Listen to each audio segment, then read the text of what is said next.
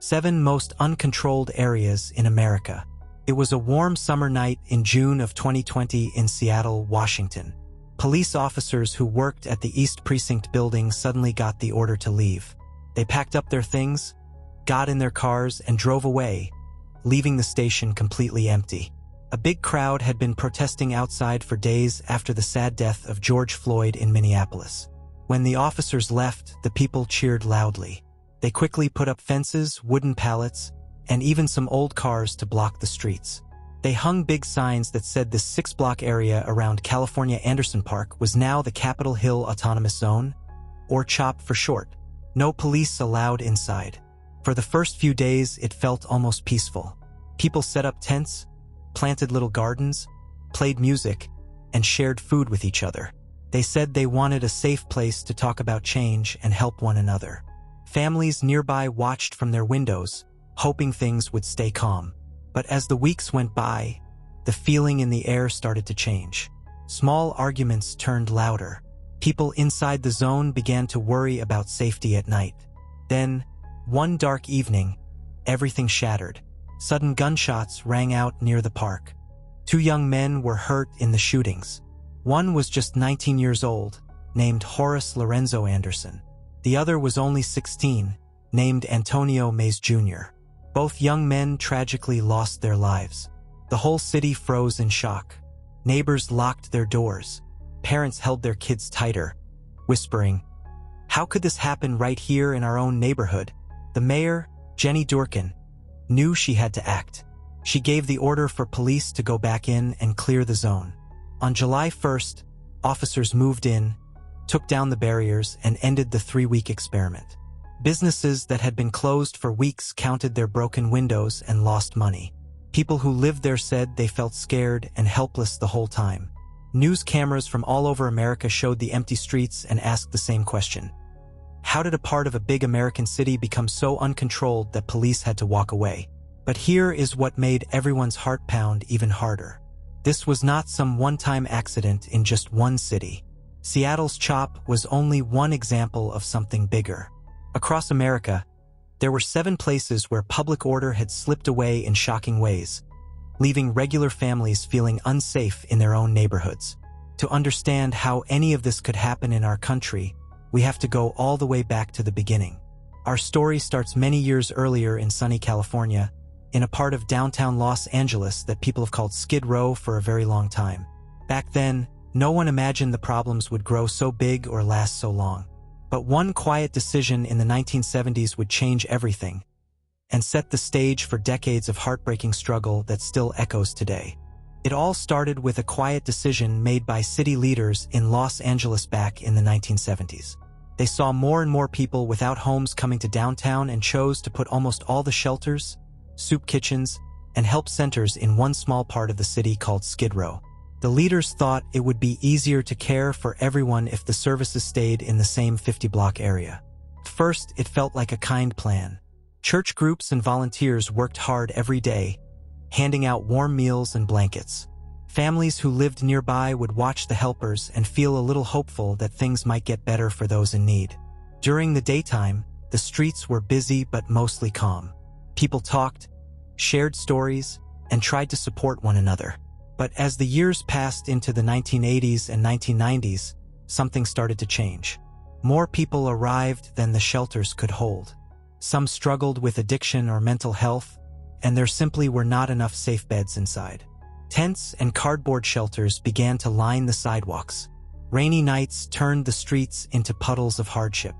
Local shop owners locked their doors earlier and earlier, worried about their businesses. Parents held their children's hands tighter when walking home, whispering that the neighborhood they once knew was slipping away. The city tried cleanups and new programs, but the numbers of people living outside kept growing. By the early 2000s, reports showed thousands calling Skid Row home at any given time. Everyone hoped the next plan would finally bring order and help. Yet the struggles only seemed to deepen. Then, one day in the 2010s, city officials launched a big new effort called the Safer Cities Initiative to move people into housing and clear the sidewalks. For a short while, the streets looked cleaner and calmer. But just when it felt like real change might be coming, The problems grew even bigger than before, and the same kind of heartbreak started showing up hundreds of miles north in another California city. Hundreds of miles north in San Francisco, a neighborhood called the Tenderloin was already feeling the same heavy weight. For many years, this downtown area had been known as a place where people who needed help could find services, just like Skid Row. Volunteers and outreach workers walked the streets every day, offering food, clean needles, and kind words to those fighting addiction. During calm daytime hours, the community tried to look out for one another. Parents pushed strollers past corner stores, hoping their kids would grow up safe. But as time went on into the 2010s and early 2020s, open drug use and theft became harder to ignore. The San Francisco Police Department and city leaders noticed the same pattern of disorder that Skid Row had faced. In 2024, officials took a strong step and shut down several convenience stores that had quietly turned into places for drug sales and gambling. They found hidden stashes of drugs and stolen items inside. The city even set curfews for some corner stores to stop late-night crowds that brought trouble. For a few weeks after those changes, the streets felt a little quieter at night. Neighbors breathed easier and said maybe things were turning around. Families gathered in small meetings to talk about new housing plans and more police presence. Hope flickered again, but the relief did not last long. Reports showed that drug activity simply moved to nearby blocks, and the cycle of worry returned stronger than before. Residents began asking why their neighborhood seemed so different from the rest of the city. The calm moments were slipping away once more, and soon the story of uncontrolled streets would travel even farther across America to the East Coast, where an entire neighborhood in Philadelphia was about to face one of the biggest open-air drug challenges the country had ever seen. That East Coast neighborhood was Kensington in North Philadelphia.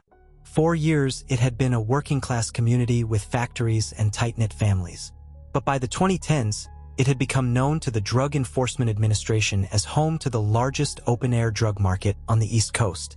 People from many states traveled there to buy drugs right on the streets. During the daytime, outreach teams still walked block after block, handing out help and talking gently to those caught in addiction. Some residents planted small flowers in front of their homes, trying to keep a sense of normal life alive.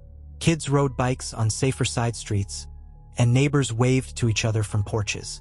Yet as evening came, the sidewalks filled with tents and people using drugs openly. Discarded needles and trash piled up, making parents afraid to let children play outside. The city watched the situation closely. Then, in recent years under new leadership, Philadelphia launched major cleanup operations. Teams moved in with trucks, cleared large encampments, and made hundreds of arrests tied to drug sales. For a short time after those sweeps, the streets looked cleaner and families reported feeling safer walking to the corner store. Hope spread through the community as some people entered treatment programs. Everyone held their breath, praying the changes would stick. But the problem was bigger than one cleanup. The drug trade quietly shifted to other blocks, and the same heartbreaking scenes began returning. Kensington's struggle showed how hard it was to keep control, and the pattern was repeating in yet another big city hundreds of miles west. That next city was Chicago, Illinois, on the south side in a neighborhood called Englewood. For decades, Englewood had been a place of proud families and strong churches. People went to work, raised children, and dreamed of better days. But gang activity had slowly taken root, turning some streets into places of fear. Federal agents and local police watched closely as different groups fought over territory.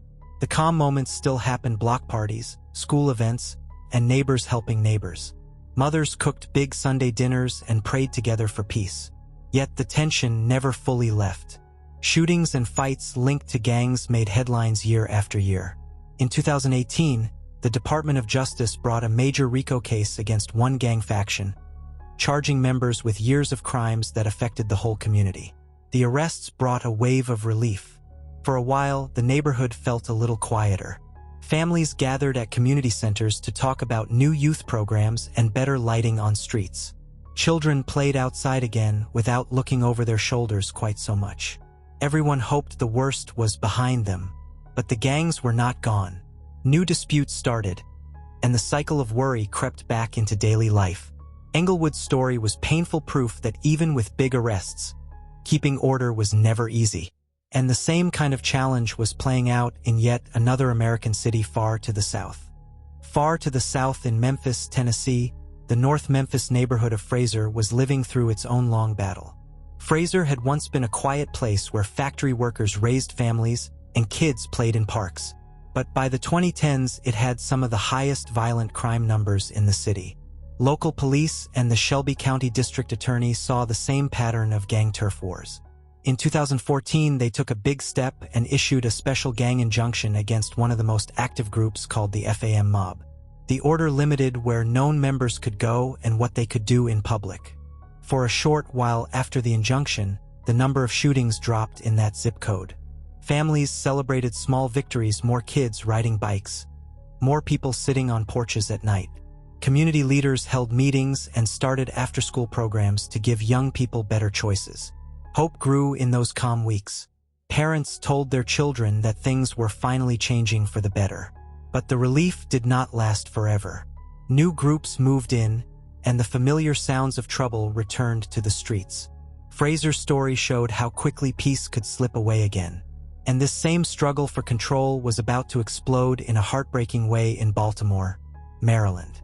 In West Baltimore's Sandtown-Winchester neighborhood, life had always been tough but full of love. Families knew one another by name. Kids played ball in the streets and elders sat on stoops telling stories. The community held block parties and church services that lifted everyone's spirits. But poverty and crime had worn the area down for years. Then, on April 12, 2015, everything changed in one moment. A young man named Freddie Gray was arrested near the Gilmore Homes public housing complex right in Sandtown-Winchester. He was taken into police custody and, 6 days later on April 19th, he died from injuries. The news spread fast. People in the neighborhood felt shock and deep sadness. Peaceful protests began as families and friends marched for justice. For a few days, the city held its breath, hoping the demonstrations would stay calm. But on April 27th, the sadness turned into anger. Crowds grew larger, and parts of Baltimore saw riots with broken windows and fires. The National Guard had to come in to restore order.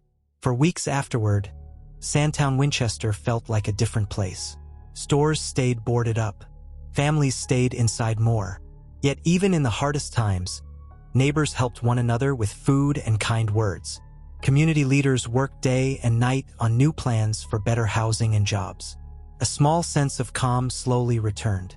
But the scars from those days ran deep, and the question everyone asked was whether any neighborhood could truly escape the same kind of sudden breakdown. And that question would be answered in the most surprising way yet, back in the Pacific Northwest. Back in the Pacific Northwest, the city of Seattle was about to see something no one expected in modern America. It was the summer of 2020, and the country was still hurting from the death of George Floyd. Protests had filled the streets of Seattle for days. Then, on June 8th, police officers at the East Precinct received orders to leave their building. They drove away, and the 6-block area around California Anderson Park was suddenly without regular police. Protesters quickly set up barriers and declared the zone police-free. At first, the days felt almost hopeful. People planted community gardens, shared meals, and talked about a better future. Families living on the edge of the zone watched from their windows, wondering if this experiment could bring real change. Music played and volunteers handed out supplies. For a short time, it seemed peaceful. But as the nights grew longer, small arguments turned louder. People inside the zone began to worry about safety. Then, without warning, gunshots shattered the quiet. 2 young men were hurt in separate shootings. One was only 16 years old. The whole city held its breath in disbelief. The mayor knew she had to act fast. On July 1st, the order came to clear the zone. Police moved back in, took down the barriers, and ended the 3-week experiment. Businesses counted their losses and neighbors locked their doors tighter. The event made headlines everywhere. People across America asked how a part of a major city could be left without normal law enforcement even for a short time. And that single shocking moment was not alone. It was the 7th example in a pattern of 7 places where public order had slipped away in heartbreaking ways. Back in the Pacific Northwest, the city of Seattle was about to see something no one expected in modern America. It was the summer of 2020, and the country was still hurting from the death of George Floyd. Protests had filled the streets of Seattle for days. Then, on June 8th, police officers at the East Precinct received orders to leave their building. They drove away, and the 6-block area around California Anderson Park was suddenly without regular police. Protesters quickly set up barriers and declared the zone police-free. At first, the days felt almost hopeful. People planted community gardens, shared meals, and talked about a better future. Families living on the edge of the zone watched from their windows, wondering if this experiment could bring real change. Music played and volunteers handed out supplies. For a short time, it seemed peaceful. But as the nights grew longer, small arguments turned louder. People inside the zone began to worry about safety. Then, without warning, gunshots shattered the quiet. 2 young men were hurt in separate shootings. One was only 16 years old. The whole city held its breath in disbelief. The mayor knew she had to act fast. On July 1st, the order came to clear the zone.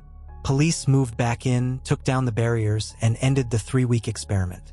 Businesses counted their losses and neighbors locked their doors tighter. The event made headlines everywhere.